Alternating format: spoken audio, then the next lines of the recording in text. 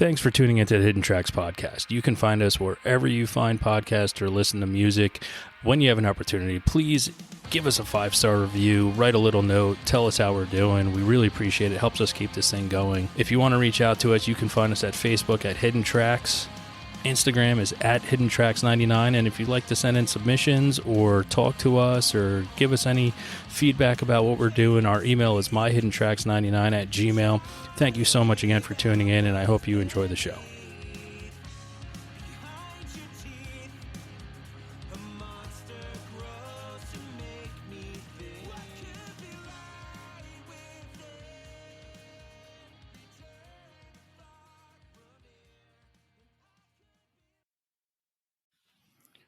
What's up, everybody? I'm here this week with Joe Reo from fellow stater of New Jersey, a band called Hidden in Plain View. Been around for a while, in and out of the game. Just came out with a new EP called Tantrums.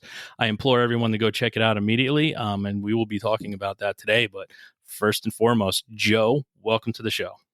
All right. Thanks, Shane. Thanks for having me.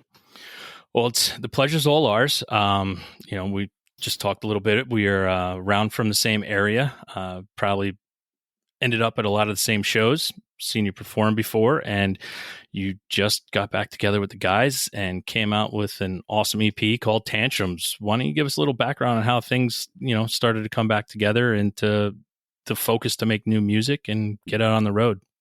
Sure. It's actually, I think, after what everybody experienced in 2020, it's kind of a familiar story. I mean, we never stopped. Once we got back together and played a reunion show in 2013, we kind of just kept things going, kept jamming, kept playing, did some shows in 2014, actually put together a small tour in 2015. Long story short, around 2015, we started writing and recording songs. Our guitar player, songwriter, singer Rob Freeman has a studio in Sparta, New Jersey.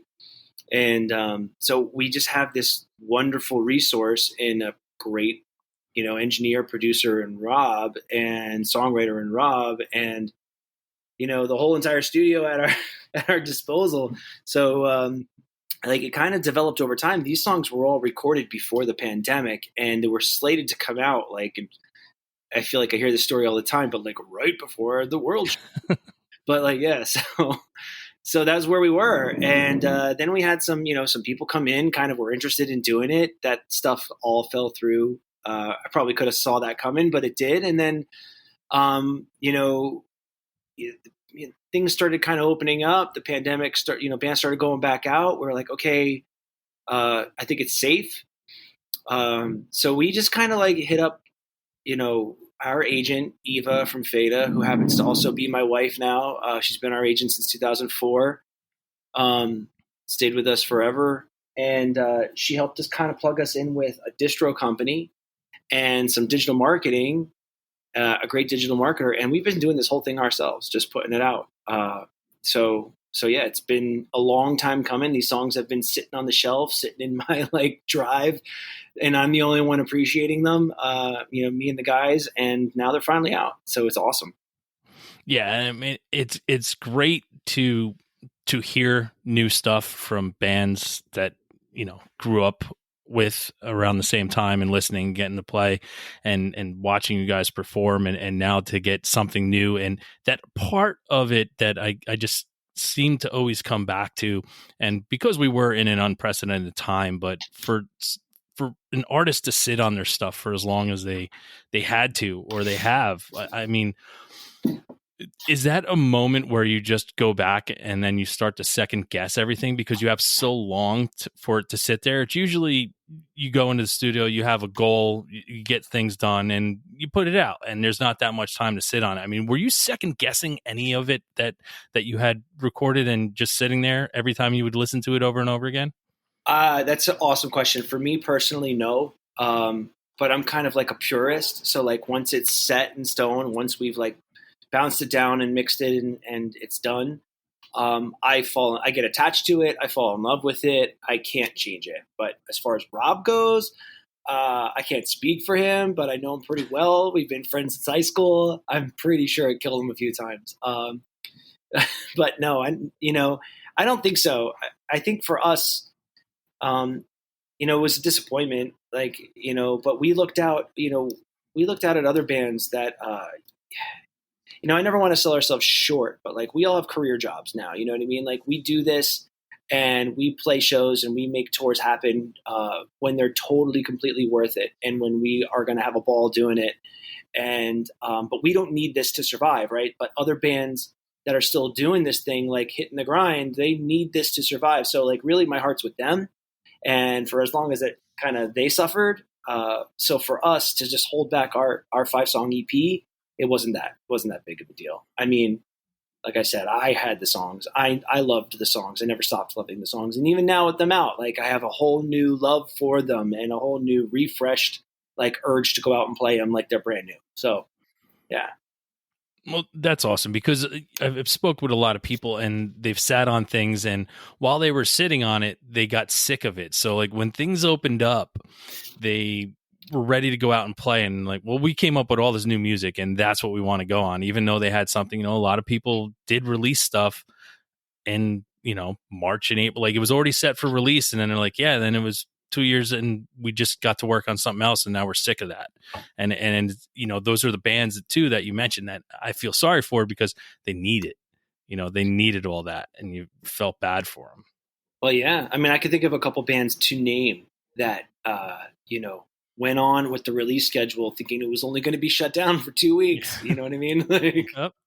and yeah, and then I guess, you know, their whole, like, you know, I guess I know your listeners are very smart people, so they get it. Like there's a record cycle, right? So when you put out an album, it only lasts brand new for so long, right? The band goes out, they tour, they put out new merch, they put everything into that cycle, and then they go back and they start it all over again, right? So can you imagine for the whole time that, you know, those bands that were, you know, itching for that paycheck and dumped all that investment in and time and creativity to just let their cycle go on during, you know, lockdown.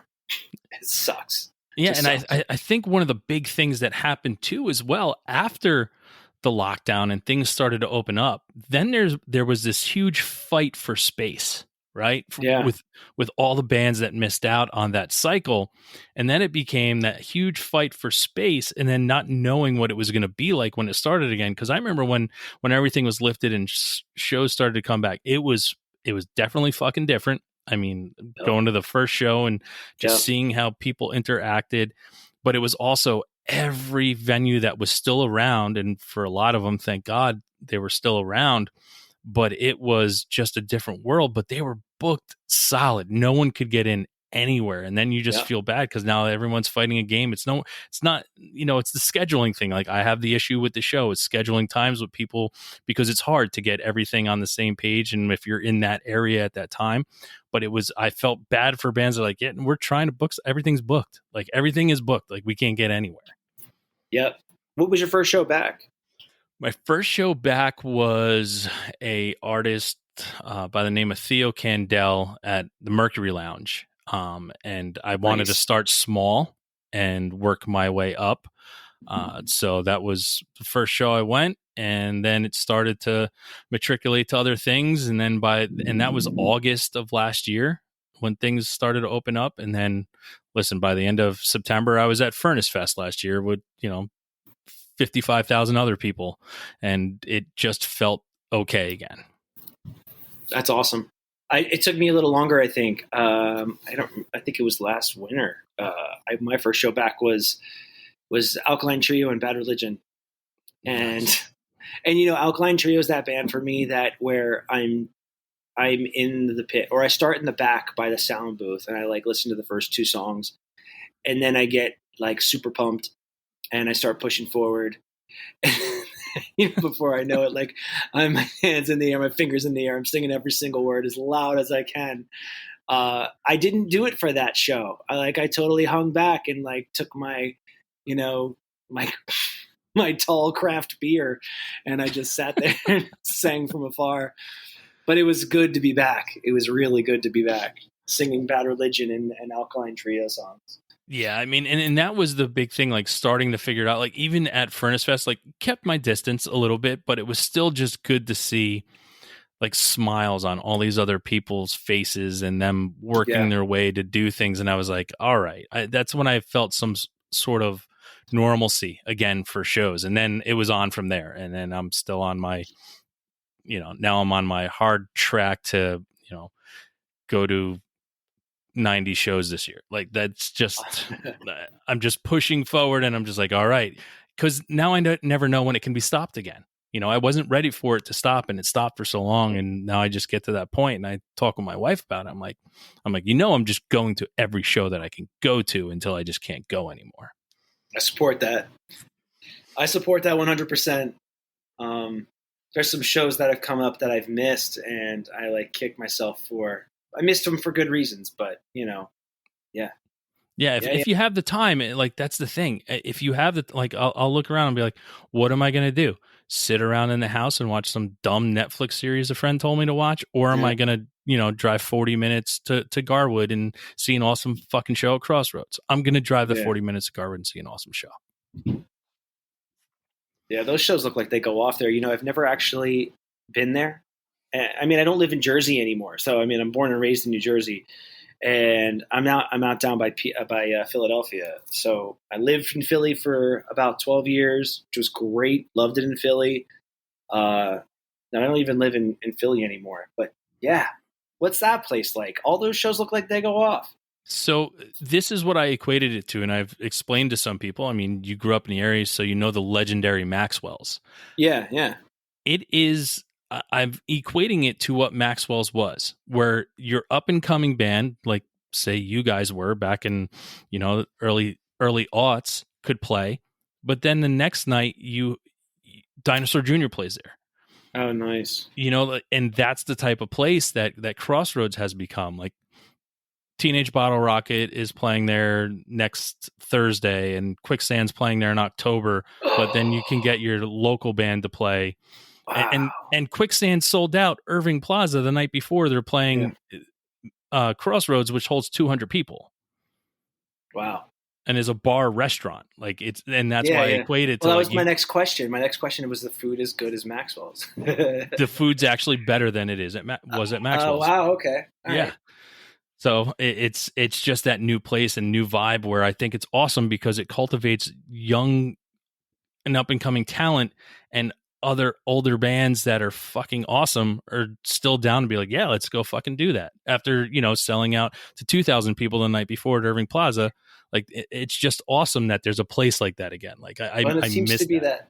It seems to be that place too, where like, bands who've been on hiatus or away for a while can all of a sudden just, surprise show. It's at Garwood, and then all of a sudden, you're lucky to be there, and you get some. I don't know. I always was a big fan of those like secret shows. I mean, so we come from Jersey from back in the day, and so you'd all of a sudden Friday night find out about a secret show on Saturday night, and everyone had to be there. You know what I mean? And there was a huge line outside, but you snuck your way in. You got your way in somehow. The fact that bands can still kind of recreate that energy somehow, to me, is just super exciting. Yeah, and that's what we need more of, and that's what I miss. And I mean, I don't know. Crossroads, you can look at their schedule, and there could be some open dates that Hidden in Plain View might need to get in on. So it could be possible. Yeah, it could be possible. It was something that I flirted with. Like I said, I told our agent about it. I was like, check that place out. That place looks awesome. I saw some photos from like Gaslight Anthem playing there, and Midtown just did a show there, and that's all. All those photos and videos looked super awesome. And so I thought to myself, well, we should look into that. Nothing's come of it yet, but now you might have sparked a different interest. I don't know. Yeah, I'm telling you, it's that place now for me where I'm just excited to be like, all right, I got to show a Crossroads tonight. Like, let's go do this. So awesome. Now back to you. I mean, for you growing up in the area that you did, close to me, music is different. It's a lot of times hard to come by, and there's usually 2 points in your life that music kind of pops out. You're a young child and you hear music and it clicks to you. And for me, it was the Beach Boys in the back of my parents' '78 brown Oldsmobile, and I heard the Beach Boys on the radio the one day, and that changed my life as like a 6-year-old kid. And then later on, growing up, I started to find my own way into music and finding the music that I was going to fall in love with still to this day. I mean, do you have any specific memories of a child and connecting the music and then growing up and then finding your own way to music you're going to love forever? I love that question. Because I'm sure you get 100 different responses for that. Yeah. Yeah. I mean, so the old, the music that I heard in the back of, well, for me, it was a minivan. It's like a Dodge minivan. Um, it was, my dad never played the Beatles, right? So the Beatles were something I had to get into much, much later. No, my dad's group was the Frankie Valli and the Four Seasons. Right? I mean, I guess growing up in Jersey, he grew up in Newark, so that makes sense. I don't know. So I can probably sing you every single Frankie Valli and the Four Seasons song ever, and the falsettos and all of it. But no, so that was my first introduction, I think, and where I was like, okay, that's my song. Like, when he would play his playlist in the car over and over and over again, like that, there would be that connection. But as far as like when I got a little bit older, I had an older brother, and he brought things around that were really cool, like Pearl Jam and like that whole grunge era, like. That stuff came around from my older brother. And so I picked up on that. But when I got into high school, the whole thrill of like joining a band happened. And the only bands that were around my high school at the time were like punk bands or ska bands. And I joined a punk ska band only because I could play the trumpet. And so like, that's how I kind of started that whole thing. And so like bands like Less Than Jake became really huge to me, and like the Mighty Mighty Bosstones and Blink-182, and like of course Green Day, and so that got me into more punk bands. And then I started going to more local shows in Jersey and seeing all the local punk bands, which opened me up even more like DIY punk bands, and like all of a sudden my world exploded. So so that's kind of all, and hardcore, post-hardcore bands. So it just kind of went from high school on, I think, though. But if I go back far enough, like the stuff that had me singing first was Pearl Jam and some of that grungy stuff. Yeah. Yeah. And I mean, it's amazing, to hear those stories too. I mean, siblings and their musical tastes to rub off. Like I tell a story all the time. I'm the luckiest human being in the world because my brother was 10 years older than me. So wow. I got AC/DC and Iron Maiden and Black Sabbath. My sister was 4 years older than me, so I got The Cure, Depeche Mode, and Tracy. Like, so I was very The lucky. Cure are like one of my all-time favorite bands. My all-time favorite. So I was just with someone and we were having a conversation about The Cure, and he was like, I was never really into it, and he's like, I'm kind of starting to understand it. And so I threw out an album to him. Now, I don't know if you'll agree with it, but I said, okay, here's a gateway for you to maybe get into The Cure. And that's their album 413 that came out late 90s, early 2000s. Yeah. Uh-huh. And I was like, that's a gateway for you because it doesn't have the whiny new wave of early Cure.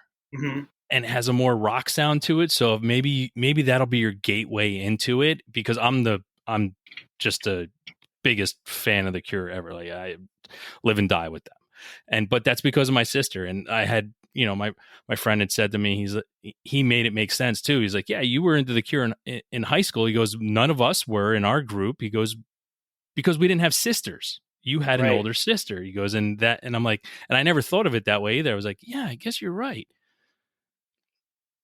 Yeah, for me, it was like some of their 80s hits like stuck with me, and their 90s hits, of course. And going back, do you remember we used to like listen to albums from front to back? I still do it. That's the only way. Well, because back then for us, you had to be committed because you were spending your hard-earned money or allowance or having a job. when you bought an album, you had to be committed front to back and learn to love it too. So that's a different era of growing up like that. You were forced to love it because you couldn't return it. Right. Right. Exactly. So no, like I guess in the 2000s though, it might have been the time where I left a little bit of my Cure, um, my love for the Cure. Well, not love for the Cure, but I kind of gave them a break. No, for me, my starting album. I mean, I want to say it was Disintegration, but it wasn't in the 80s that I wasn't there for it. You know what I mean? Like I Yeah. was 9, I think, when that album came out. So yeah, no, but dude, I have to tell you a Cure story though for you. Yeah. So my wife is like 100% Greek, and I'm not Greek at all, but we do have this wonderful, wonderful opportunity to go to Greece every single summer, and we do. We most of the time we do. And so we took the kids, and this was 2019, and the Cure were there in Europe playing like a bunch of festivals in their own tour. And there was a festival, and it happened like 2 hours from where we stay in Athens. No, sorry, 2 hours. I'm sorry, like 2 miles. And my daughter and my wife was able to get tickets. My daughter and I ended up going. My daughter was, I think, so she's 12 now, so 9 at the time. And we watched The Cure on the water in Athens, like on the sea, at this huge festival. It was fantastic. They were flawless. They never, I mean, like they always sound good. And I don't know, man. Like if that's the last time I ever see them, I hope to God it's not. But oh my God, it was amazing. And Well, and if I you're have to trying to say, make me jealous, you just did. like, I mean, we walked there. It was just, it was awesome. It was unreal. Now, How it, your daughter's 9 years old. Was that the first show she got to experience? yeah, and it really was. It was where she was able to experience it from a fan, where she wasn't there to see my band or she wasn't there to see one of my wife's bands. But yes, so she was there where she recognized the music because obviously, like, I mean, I guess compare it to my dad playing the Four Seasons, right? So, Yeah. like, so she knew some of the songs and she was there to sing along and have fun. And she did, yeah. So it was so, and she plays guitar now. She's been taking guitar lessons for like 2 or 3 years, and some of the songs she chooses to play are Cure songs, and I just love it. All right. So earlier you brought up that you got into a ska band because you played trumpet. Was that the first instrument that you learned how to play, or were you like many of us that were forced to take piano lessons early on in life? No, I was. It was my first instrument. It was my first instrument in like the third grade band. Where you played like hot cross buns. Yeah. Yeah, that was my first instrument, and I took to it. So I played it all through like middle school, and I even joined high school. I was in like the concert band, but then I gave that up. I just wasn't into it in high school. But like shortly thereafter, like came like punk and ska music. So it's like, well, I could still play the trumpet pretty well, and I took it into college too. Like I actually joined the jazz band at college, and it started to minor in music, but then it got crazy. It was like I don't know. They started really requiring a lot of my time to like practice all the time. It was like an hour and a half, 2 hours a day to practice. So I couldn't keep up with that. I dropped that. Wow. But I Yeah. mean, for that to snowball from fourth grade, was that a moment? Because I know in my school they either assigned instruments or you got to pick them, and sometimes if you weren't there the day they were picking, you got stuck with the garbage. Did you Yeah. pick that, or was I it did pick assigned? that. I'm glad I picked it because I could have got stuck with a snare drum and I'd have been like rat-tat-tat, rat-tat-tat-tat. You know what I mean? No, but you know what? I learned a lot from the trumpet, and whether or not I learned how to read music. I learned a lot of music theory. I learned all that stuff. But really, what I started telling you about, like how I was in college in the jazz band. Like my music teacher in that jazz band taught me to listen to tone and pitch and really tone. Like he started giving me like Miles Davis and John Coltrane and Charlie Parker, and like even though Coltrane played like a saxophone, I was to listen to the tone, I was to pay attention to how they sounded and how they wanted to make themselves be heard in a certain way, and so I took that into my singing. And believe it or not, I think rock singing and is really much just kind of like throwing your voice, right? Just making your voice sound in the way you want it to sound, the way you can make it sound.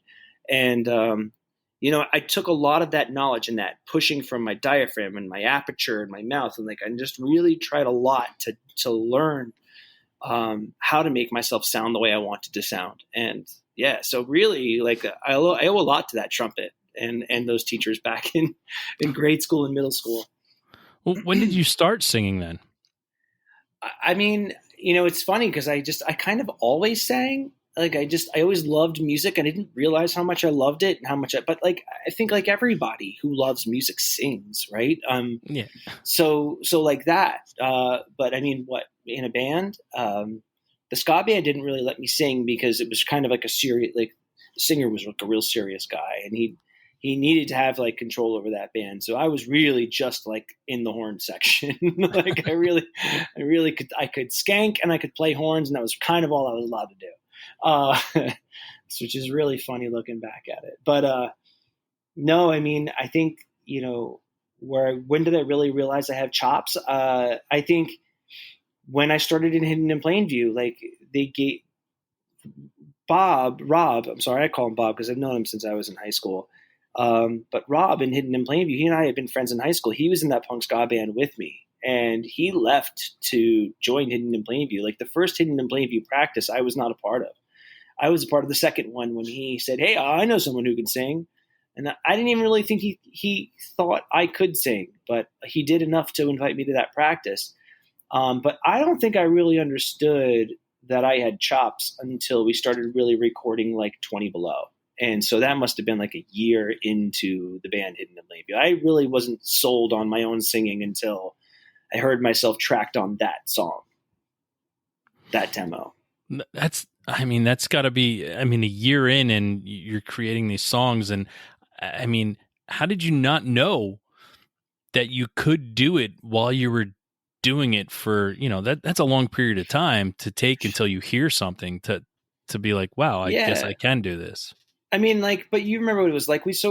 It was kind of like, let's go play a show every weekend and hang out with our friends. And we started playing all these different shows and, being in front of all these different bands that were better than us. So it just kind of forced us to go back to practice and try to be better and write better songs and sound better. And I could hold a note and I had pitch and I had some timing issues. I laugh at myself. But anyway, my Siri keeps interrupting me. I'm sorry if you hear that. But no, it's just are you still there? Yeah. All right. Yeah. I mean, I think just hearing myself on recordings and learning how to sing a song and, like I said, sound the way I wanted to sound or the way I imagined because so much of it too is in your imagination, right? So, I teach a little kids rock band, something that I do. It's part of my job that I volunteer to do. And I teach these kids all the time, when you go to bed at night or when you're laying and you're listening to music or whatever it is, when you have your headphones in, you imagine yourself singing that song in front of people, or you imagine yourself connecting to that song in some sort of way. You need to bring that to your playing. So much of it is imagination and finding a way to take your imagination and make it real. And I learned that as I went. And so I don't think it really was until I heard myself sing on 20 Below that I really thought I had chops. Wow. Yeah. Well, then from that moment, when you finally get that, and you bring up a really good point. Those shows when you just wanted to go hang out with your friends, or playing basement shows, around town, or going to near a local college and playing a basement show there, and performing first, and seeing that oh fuck, is this really something that we can do? Were there thoughts about that is this something we can do, or was it like, this is something we want to do and we're going to do it? Yeah, it was more like that. It was more like, I don't know, someone along the lines, I don't remember exactly who it was, but I got some advice in my young adult life where they looked at me and they're like, look, if you want to do something, you aren't going to stop until it's done, right? So you're gonna fail 100 million times. You're just going to keep trying until you do it. And at that time, like, there were bands around us all getting picked up and signed, and very notable bands to this day that we were very good friends with, playing all those local shows with. I'm sure you remember very well, like, Mm-hmm. all getting signed before us. And we thought at sometimes, maybe we had our heads were too big, but we thought, well, we're better than that. What's the matter with us? Well, there was a couple of things the matter with us. And it was like a little bit of a humbling experience. Like, we had some work to do and figure out what that work was. But like you said, it was just kind of like, we're going to figure it out and we're going to get it done. And finally, we did get a good record contract offered to us, and we took it, and it brought us a whole ton of opportunities we were really lucky and fortunate to have. Yeah, and I also think, like, the time that you guys came up too, like, it was that radical time where all of a sudden music that had been around for for some years just started seeing the light of day, and those bands that were popping off and getting signed and stuff, and I even questioned some of them. Like, I was like, wait, why them? Why not these guys? And that's the kind of thing that there's no rhyme or reason. And it Right. was always, it's disheartening when you're in a band too, and you see that kind of stuff, because there is that no rhyme or reason. And it's usually just timing, or one person hearing something different than somebody else. And, I can go back to bands that signed and made it pretty big, and I'm like, I think they may have been the worst out of that bunch in that, area. But that's the way it is. I have to say though, I agree with you, but the bands that still are around from our time period, from New Jersey, the Saves the Days, the Census Fails, the Early Novembers, the My Chemical Romances, the Thursdays, like, those were some really good bands, and I'm glad they're still around, and I'm glad they're still playing shows and doing well, because uh, you know, they're good bands, and they busted their ass just like we busted our ass, and they wanted it just as bad as we did. Whether they made it further than us, that's not for me to choose, right? So, Yeah. it's like, I'm super proud and pumped for those guys. Like, the MyChem guys right now are playing humongous sold out shows. Like, last time I saw Mikey, like, I was lucky he came to our show in LA, because he was living in LA. We did a reunion show out there, and at the I keep wanting to call it the Rainbow Room because it's right next to the Rainbow Room, but the Roxy. Uh-huh. And I always can, like, put them two in the same the same category. But it was great to see him, and I'm like, yeah, dude, like, and I just missed them. They were here in Philly, and but I mean, come on. And then you look at some of these guys, and like I said before, some of them are still grinding, and they're finding new ways to be creative and keep their careers going. I think it's awesome. So I fully support that. I'm fully pumped for them. And if we can still record music and put out an EP and be a part of that too, hell yeah. Like, hell yeah. I mean, and I mean, that is, some of the most important stuff, and to still feel wanted, you know what I mean, at this point in your career, has to still, resonate pretty awesome with you for to come back together, start putting out, new music, even though you sat on it for a while, but it comes out and people still give a shit. I mean, that's got to be a great feeling too. It is, Shane. What's crazy is, like, like I said earlier, we hired like a digital marketer, right? And whether it was cheap or not, it's had some eye-opening experiences. Like, technology is amazing right now, and tracking and whatnot's amazing. Like, we can see the age demographic, the gender demographic of, like, who's listening to our music. And sometimes it's just not what you expect. It's really not, but it's awesome and thrilling at the same time. Yeah, it's crazy. It's really crazy. Apparently, like we do really well with like dudes from the age of like 28 to like 45. Like we do really well in that demographic. Well, Dude. it is one of those things too where you kind of look at things, and I always go back to the old days where like you know, you remember a Jersey band Penfold. Yeah. Oh yeah. They're huge in Japan, like gigantic in Yeah. Japan. And here, they were a fantastic band, and it just, I don't know, what really transpired of how it just didn't work the way it should have, but they were fantastic. But they're gigantic there. Like they can play, 5,000 cap room and sell it out in Japan. And, here you can't, I don't get it.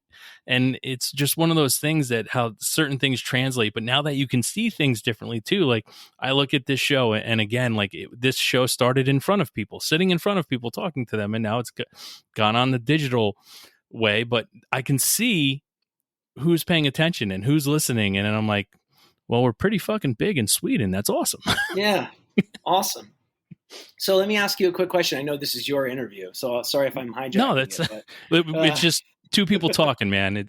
But what was one Jersey band that you felt should have made it further than they did? Oh, I think Penfold's one of them. Okay. I really, I'll take that.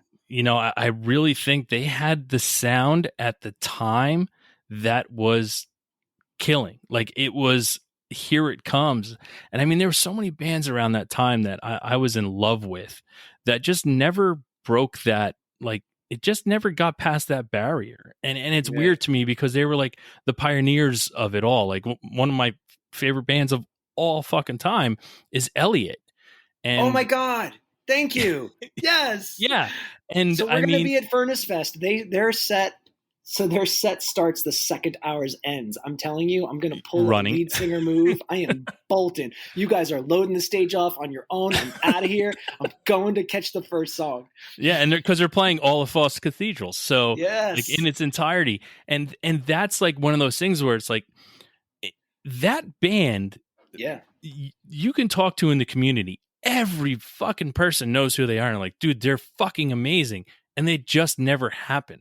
Mm-hmm. Like MCR was opening for them, and MCR gets signed, and they're the pioneers, but they're the ones that sit back, and that was one of the greatest things in my life, was to be able to have do two interviews, one with Chris and one with Kevin of Elliot. Nice. As soon as they announced the reunion, announced the reunion, I was like, I am talking to two people who I respect and admire so much, and like, holy fuck, like this is amazing. And I'm excited because in October they're playing Brooklyn, and that's where I'm going to see it. So well, it's all right. So we're getting a little personal, but my wife was their agent.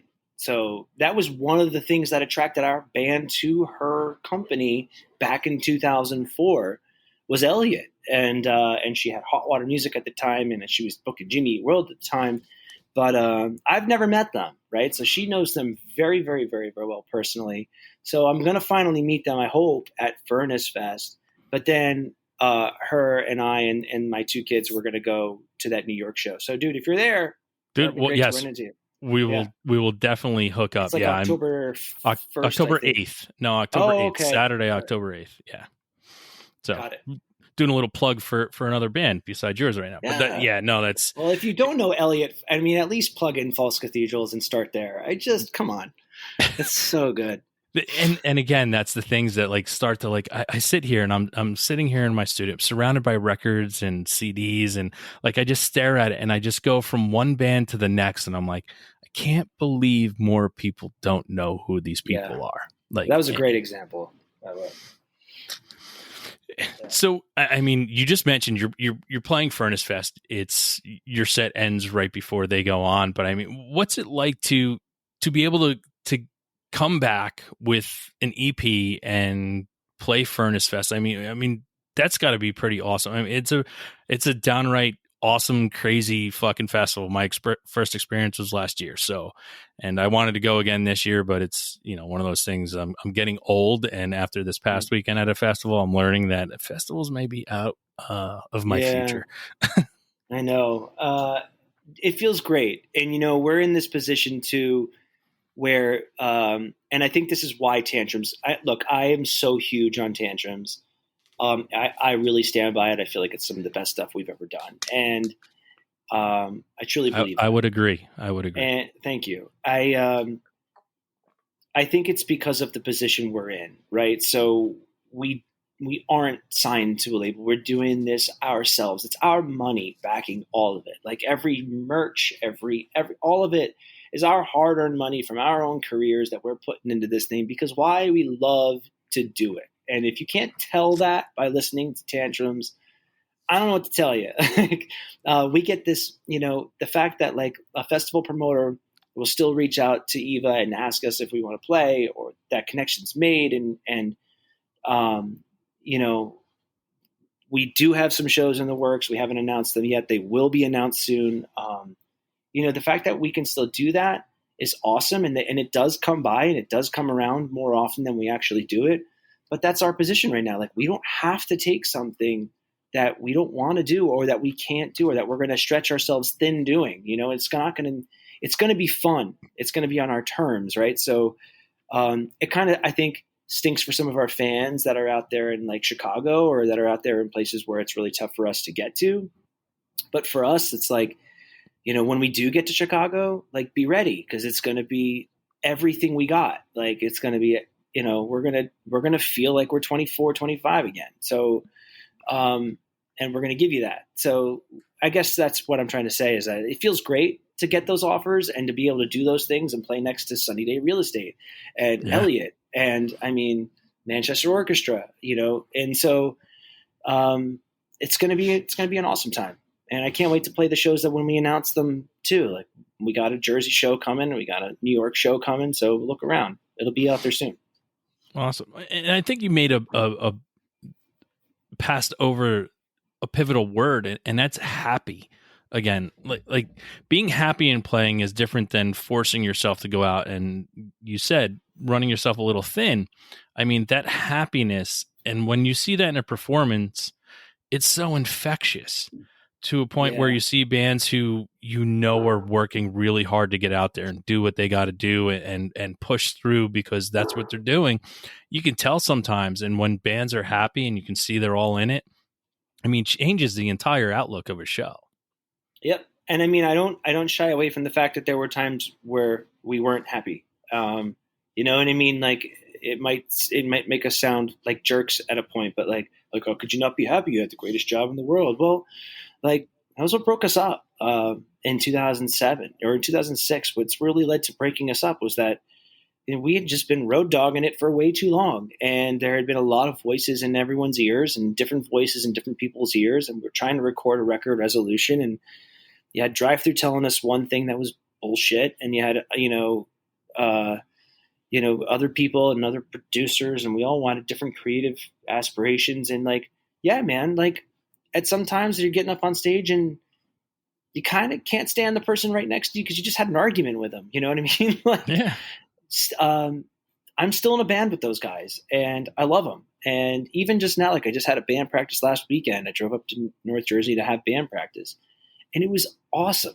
Like it was just so much fun. All of us in a room playing all our songs, talking about our songs, talking about whatever. And so I mean, like, I don't know. And any band out there, I think there's a lot of bands out there in this situation right now because of the situation the whole world just came out of, right? We're all grateful for what we have right now. We're all grateful for every moment that we're with our family or that we're with our friends or that we're, whatever it is, like live music. Oh my God, to feel the bass in your chest and to stick your finger up in the air, you point your finger and sing along. Like, I think every one of us can relate to that feeling a little bit more right now than we could in 2019. Not that we didn't appreciate it then, but. No, but also that coming back together and getting that cohesiveness of, I mean, you're coming back together. Everybody just went through something crazy, and having the memories, whether they were good or bad, to also be wise beyond your years now of what it once was, and to laugh about it and to be okay and to create something new. And it just brings a whole different camaraderie to the band that once was that you're like, now I remember why we started this thing. Yep. That's right. Now, moving forward, and we're talking about you playing shows. Do you remember the first show you ever saw? I do. Not proud of it. I was no, it was really funny because I had to like beg my parents to let me go. And it was at I don't know what they call it now, the Izod Center. It was the Continental Airlines Arena, but back then it was the Brendan Byrne Arena. Yep. And I'm aging myself, but it was Bush and Veruca Salt opened, and I was pumped to see both of those bands. And I got to tell you that Bush now is probably one of my most hated bands in the world. They rank up there pretty high. They rank up there pretty high with like Nickelback and all those like garbage. But at the bands. time, it was awesome. I mean, I was just pumped everything's to go to Zen, right? Right. It Yeah. was like Z100 was covering it. I don't know. It was a big deal. It's like that was my first concert. My first show was Catch 22, and Another Jersey Scotch punk band. Scotch punk band, yeah, and they blew my brain away. And it was at this little place in Bound Brook, South Bound Brook, called the Palace, and there was a bunch of other bands. Bigwig played right before them, and I had never heard of Bigwig before. And I was just in the front waiting for like Catch 22 to come on, and the pit opened up for Bigwig, and it was intense and it was awesome. And I think I left with Unmerry Melodies that day. And I did, as a matter of fact, and a Bigwig hoodie. So yeah, that was my first like Jersey show. Well, yeah, I think I saw Catch 22 at the Butler Firehouse. Yeah. Was it with their original singer, singer Tom from? Yeah. Yep.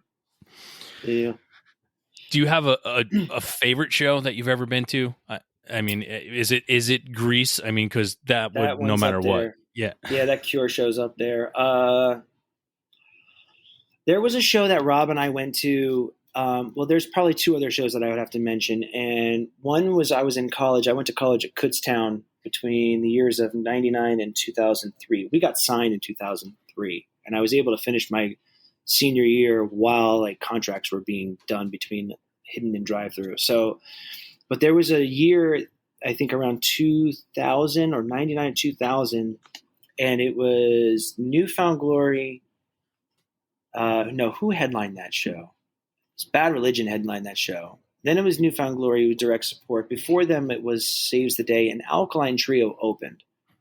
So I had never heard of Alkaline Trio at that point, and they were supporting Maybe I'll Catch Fire. So that was like a huge show for me. And I loved all the bands. So there was that show, and then, but the one that I think that I'm really thinking about is one Rob and I went to, and it was in Philly at the TLA. It was Jimmy Eat World and Hey Mercedes. And Jimmy Eat World was supporting Bleed American, and they were doing something different. Like it was more than just the four of them. They had a bunch of like guest musicians on the stage with them. There was like a lady with them playing piano and doing all the harmonies, and they just sounded incredible. That I think we actually chose to sit on the second level, and we were like front and center.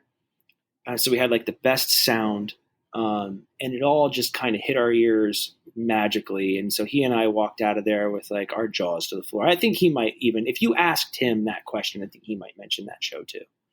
Yeah. I mean, in Hey Mercedes, that's another one of those bands that, I mean, that's so amazing that no matter when I put on Hey Mercedes, I'm just in love again. And it's always that refreshing thing that all of a sudden, like say it'll pop up on one of my playlists or something, and I just go nuts, and I'm just like, fucking A, they were so awesome. Rob Nana was fucking great. Like that band was so amazing. Yeah, I agree. I saw Hey Mercedes, and that's the day that I fell in love with Piebald. Oh yeah, it was. I think it was. Awesome band. Yeah, Miracle of '86 opened. Kevin Devine's old band. Yeah.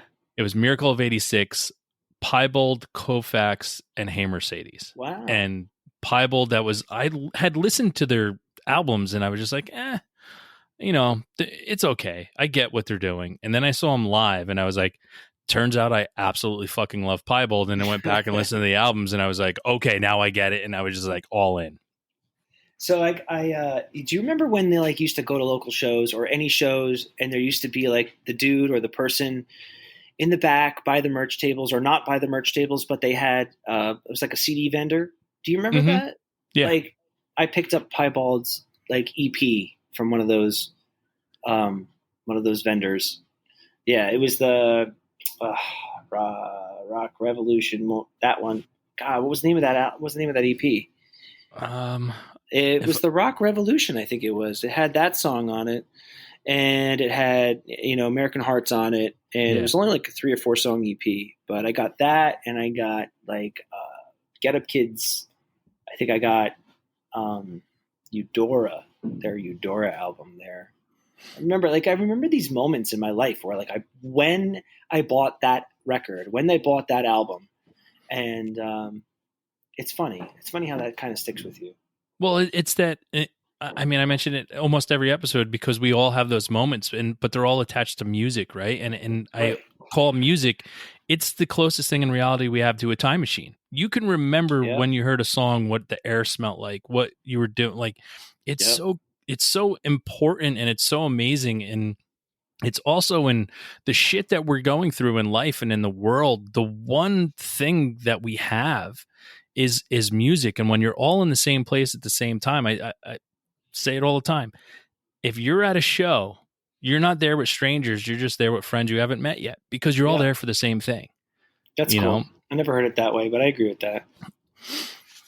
That is cool. Now, moving on from your favorite shows and your first shows, your very first show you ever played, do you remember that feeling distinctly? The first time you were in front of strangers playing in a ska band? Oh, in a ska band. I don't remember what show that was for the ska band. Blinded that out. Yeah. It's like that was such that was a fun time, and we were pretty good. Like we were a pretty good band, I thought. What was the name of that band? Oh, do I have to? Yes, you have to. Do I? My show, my questions. Someone's going to look it up, and it's going to be embarrassing, Shane. No, I'm not embarrassed of it. I was a high school kid, and I loved it. I did. We were called 8 Over Par because the band started with, there were 8 members, 8 Over Par. And so it might have been like, I don't know, it might have been like a variety show or like a talent show at some high school maybe. That could have been it. But, those were the shows, like that was the band that got Rob and I out like playing local shows in the Jersey scene. Like that was what got me into Catch-22 and what got me into like, I don't know, just going to the Palace or going to Wayne Firehouse or going to Skaters World or going to any of the, like all those places that were having shows. Like that was the things that got me out in front of like, I got to see like, at the drive-in the first time because I was, in a punk ska band and a bunch of kids were going to the show at Wayne Firehouse. So it was like, okay, cool. But yeah, no, I mean like the ska thing ended because we all just wanted to play more serious music. You know what I mean? We didn't want to have every single song about like, farts and poopy and beer. And we wanted to like, I know not every single, I don't know. I'm not talking crap on ska music, but, cause I did it, but we wanted to play, we had more serious thoughts and more serious feelings and we wanted a different sound. And we were watching bands, like I said, like at the drive-in, like that had a different sound and a different thing that was attracting us more than Real Big Fish was. You know what I mean? So, or Goldfinger, but as much as I still love Goldfinger. Well, now I have to ask, since you mentioned it, what was the best show you saw? Skaters World. I don't know. I have an all-time lineup at Skaters World. Really? It's a ska band, probably. It would probably be like the Scatolites with like the Toasters or something like that. Yeah. Yeah. I have an all-time lineup that people don't believe, but it 100% happened. Okay. Strike Force. Okay. Open. Antarctica. Chris from Christie Front Drive. Uh-huh. The Get Up Kids, Wow. followed by Jimmy Eat World. Stop it. That was at Yep. Skaters World? It was at Skaters World.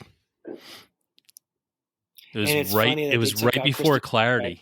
Yeah, it was right Wow. before Clarity came out because they premiered. They're like, we finished a new song, and it was Lucky Denver Mint. Wow. Okay. Wow. So Shane, you have like way more scene points than me.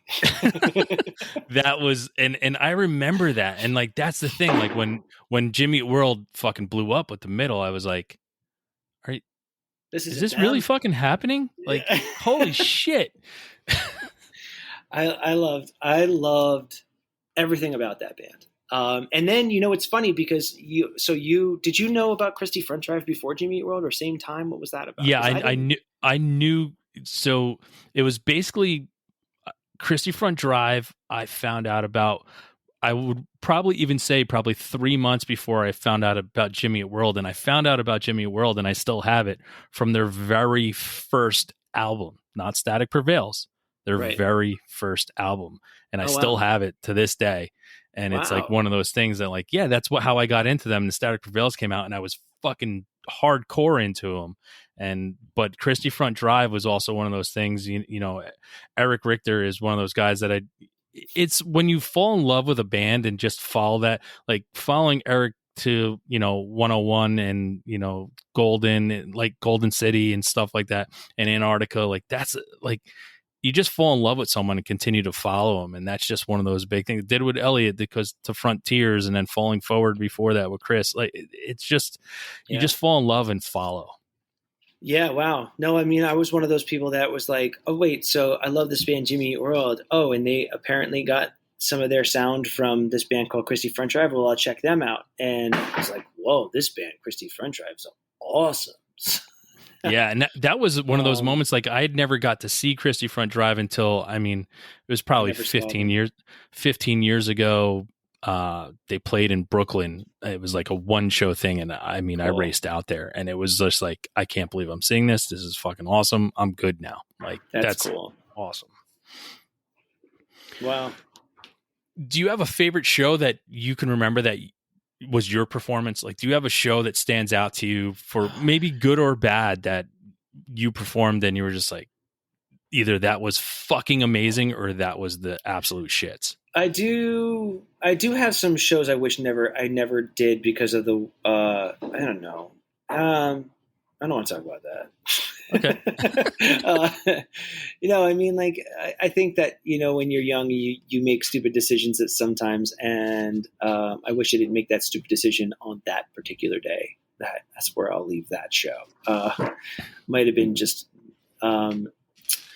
not worthy of the microphone that night. Anyway, but no, I would say there was, all right, a good show and a bad show. I'll give you one of each.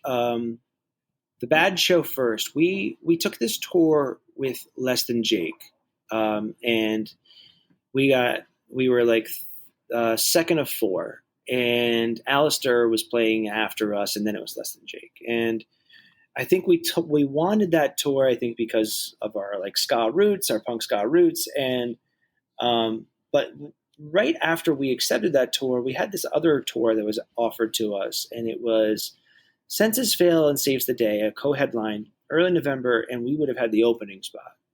And we turned it, we were like, no, we're going to stay with Less Than Jake. And I think in hindsight, we probably should have taken the other tour. But and this is why, because when we got out on that tour, we were hidden in plain view, so we were playing our sound.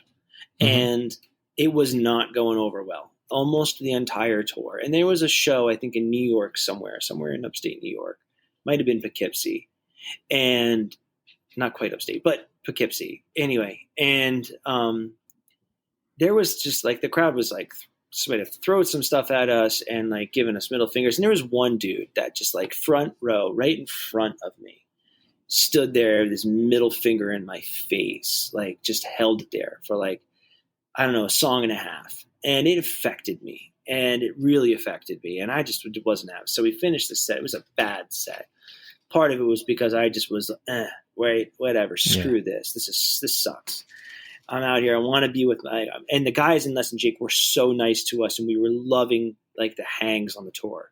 And it was after that I remember it so well because of what happened really after. Chris and Roger from Less Than Jake pulled me out and pulled me aside, and JR too. He was there too, and they pulled me up on their bus and they handed me like a beer, and they're like, "Dude, we don't ever want to freaking see you bow your head like that to some douchebag in the front row ever again." They were pissed at me, right? So they're like, the next time someone stands there with the middle finger up like that, I want you to grab them by the shirt and scream in their face. And I was like, okay, guys, like, all right, I will. Thanks. Like, all right, thanks for, and I did. And I actually took that advice because I looked up to those guys. Like, these guys were legends. They had already been legends. They've been doing this for years, right?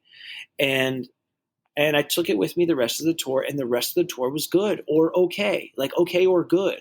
In front of those crowds, after the first two songs, I would grab a kid and I would scream in their face, or I would sing the words in their face. They didn't know my lyrics. They didn't know our words. Like, they didn't know our music, but I would hand it to them. And we sold more merch and we made more fans, and it was a good tour from then on out. So that show was one of my lows, and I would say I remember it because it was like the last low. I learned a lot there, and so there's that. And I would say probably our best show had to be in 2019, the Warped Tour anniversary in Atlantic City. We were invited to do that, and it was a great show. We got on for 4 songs. And we were 4 songs into our set, and the crowd was feeling it. And the crowd was great. It was a Jersey show. And all of a sudden, it just opened up rain and started pouring rain all over. They cut the set. Everybody ran inside. There was a huge thunderstorm. So we ran off the boardwalk back into the hotel. The whole entire grounds cleared. And then in about 30 minutes later, we got a phone call. They were going to give us another 20 minutes of a set if we could get to the stage in 5. We were like 15 minutes away, so we booked it. We all ran there, and then it was like mayhem because all of the people who had tickets, they weren't checking tickets, letting people back into the show. So they were just letting everybody on the boardwalk back into the show, and it was flooded with people. And people that were there to see us. So we got back and we actually played 4 more songs. We started the show before it rained with 20 Below. And then when we got back, we started it again with 20 Below and then played 3 more songs. And they were just intense. It was just an intense, awesome show, and people flipped, and it was really fun. So that was probably, being fresh in my mind too, and just being a big culmination of an amazing show that could have turned to crap because of the rain, worked out amazingly. That's awesome. Yeah. Those little moments, where things just look like it's going to turn to shit and just turn to rainbows. That's what you always have to think about. And that's whenever it rains, I just know that I'm going to see a rainbow, so I can't get down. Yeah. Now, if someone never heard Hidden in Plain View and you had to pick, and I know it's going to be really hard because been out this a while and quite an extensive catalog. So, I mean, you can narrow it down if you want, but if someone had never heard Hidden in Plain View and you had to play them a song of yours that would best describe what it is you are, what song would you play for them? Wow. I only get one. You can give me more than one if you'd like. I know it's hard. It's the segment that I call Pick Your Favorite Child. It's crazy because everyone's, and it's one of my favorite songs too. Is Garden Statement, and it's on Life and Dreaming. Life and Dreaming is an album that truly is so close to my heart, and I think a lot of people's hearts. But I would probably choose that one. But that one, I mean, is it a real picture of the entire band, or is it just this anthem that will take you through an entire journey of an awesome song? So I might have to choose Garden Statement for that reason. But if I could pick one And with a hasty choice right off the top of my hip, right off the side of my hip, I'd say Temper, one of our new songs on Tantrums. I would say Temper. It's 2 minutes and 30 seconds long, and I don't think people realize that. Just kind of hits. Yeah, no, it does hit, and I didn't realize it until you just said it, and I've listened to it a bunch of times. I didn't realize that it's that short. Yeah, and there's honestly two chorus openings in the entire song. It goes like I'm sorry if you can hear my dog. He's just a big, lovable 90-pound lab. That's we're a pet friendly show. No, it's like verse, chorus, bridge, chorus. That's like the whole song. Yeah. Yeah, no, it's a great song, and I implore everyone that's listening to the show to go out and listen to Tantrums, because it's, again, like I said, bands that you loved that are coming back and putting out and you can grow up with it. And that's what I think I look at it too, is because we all grow, right? And sounds change and music changes with your age, and I always put it as you're 15, and you're from Jersey, you don't understand Springsteen, but when you're 40 and from Jersey, you understand Springsteen. Yeah, that's really well put. Yeah. But yeah, so I mean, I got one last question for you. Okay. We've been at this for a while. So you have a band in your life that has never let you down? Never let me down. Yeah. A band you can turn to whenever you need something, a pick-me-up. I'm not going to say The Cure, because we've already been there. Well, but you know what? We've also been here too. I'm going to say Alkaline Trio.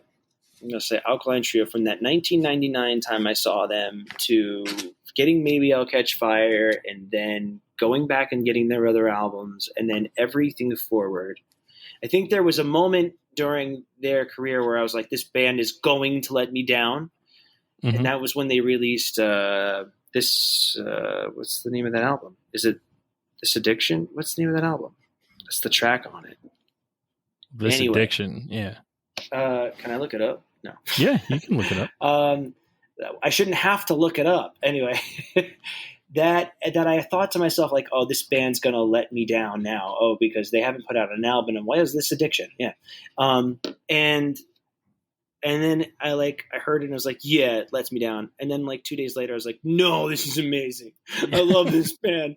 I'm always going to love this band. I love them. So I think that, and the fact that those guys grind and still grind, and when you catch them, they're still good. And like I said, they will get me pushing all the way to the front, trying to be the loudest person in the crowd. They are one of those bands. It's awesome. Yeah.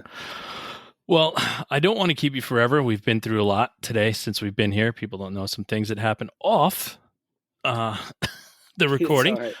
but we've been through some stuff. So first thing, I just want to say thank you for being here before we move on to our last segment. And I also want to give you the opportunity to tell everybody how to find, since you're doing everything yourself, tell everybody how to find what it is you're doing and how to get everything out there, and how people can buy your stuff. Because people, I'm tired of fucking telling you this, the way to support a band, if you truly do love them, is buy their merch, because it's the only way they make the money. Yeah. Look, first thing is, I would say everyone has an Instagram. If you don't, I don't blame you, but if you go to look up Hidden in Plain View on Instagram, you'll find our little beacons page that has everything from Tantrums to where to find us on Spotify or Apple Music or whatever, where to get our new vinyl. Like Tantrums is up for pre-order on vinyl. Our merch, we have a Downright merch company doing all our merch, and some new merch has gone up today. So, I would say start there, start with our socials. There's also hiddeninplainview.com. I don't know if we keep it updated as much as we should, but definitely, Google us. I guess just Google our band. You'll find it. You'll find us. But Tantrums is out there. Look, if you want something as organic as it can get from a band that's been around for a long time, I think that you can start there with Tantrums. Sure. I agree. Thank you. Well, we're in our last segment. It's our weekly threes. So if you need to pull it up on your phone, it's just 3 things you're listening to right now that you'd like people to check out and hear besides Tantrums. because we'll do that on our own and get it out there. Awesome. Wait, so you want me to do 3 things right now? Yeah, 3 things that you're listening to. You can pull up your Spotify. It can be old, it can be new. You don't have to pull anything out, but 3 things that you've been listening to that you'd like people to hear. All right. You know what? I'll go to my recently played playlist, and I'll figure that if it can load. Well, while you're doing that, I'll pull my 3 for this week. Do it. My first one is a band called A Place for Owls. They have a self-titled album. It's indie rock from Denver. It's just great indie rock for people to get into. Check them out. Second band is called Miracle Fortress. It's shoegazy, Canadian shoegazy, new wavy. The name of the album is called 5 Roses. If you want something to chill to and enjoy, Miracle Fortress. And last but not least, a band called With Abandon out of Philly. The name of the album is called Keepsakes. Those are the 3 things that I've been listening to. All right, Shane, you're like all going for like new stuff right now. My stuff's going to be all dated. It's fine. Well, first off, Joe Strummer, and I can't wait for this new Joe Strummer album to finally come out. I don't know if you guys know, but they're like releasing a whole bunch of his like old, I don't know, recordings and demos. And I don't know, even if there's one gem on there, I'm going to be super thrilled about that. So, but Joe Strummer, and all his Musculero stuff. And then, oh, you know what I really love? And it came out in the summer, and it's still in my rotation. The new Coheed in Cambria. Mm-hmm. There's a couple of songs, a bunch of songs on there that just really shred. That and the very last thing I listened to was you're going to laugh at this, but it was Miles Davis, Kinda Blue. So I guess no reason to laugh. Yeah. No, I mean, like I go through, no, I mean, and look, if you never tried Miles Davis, Kinda Blue, put that on. Do that for me. Awesome. Well, yeah. That's our weekly 3s. Everybody go out and check what we're listening to. But again, Joe, thank you so much for being here, man. This was awesome. Great getting Shane, to spend some time with you. Really appreciate the in-depth conversation. That was fun. Thanks. Yeah. And, we look forward to awesome things coming from you.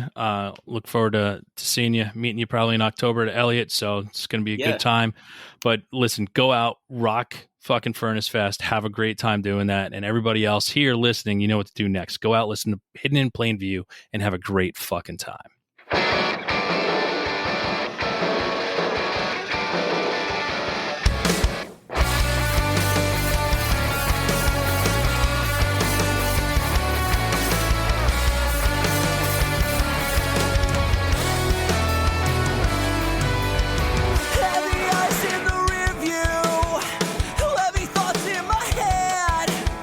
Mirage on the horizon, so counterfeit, and I can't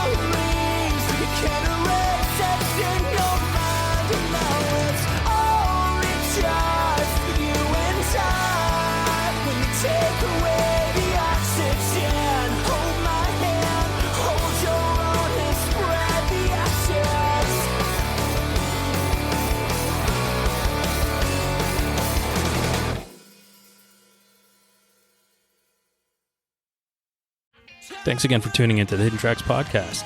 We hope you enjoyed this week's show. Don't forget to follow us on Instagram at HiddenTracks99. Also, send all your submissions myhiddentracks99@gmail.com. Tune in next week. You may find your new favorite band, and don't forget to go out and have a great fucking time.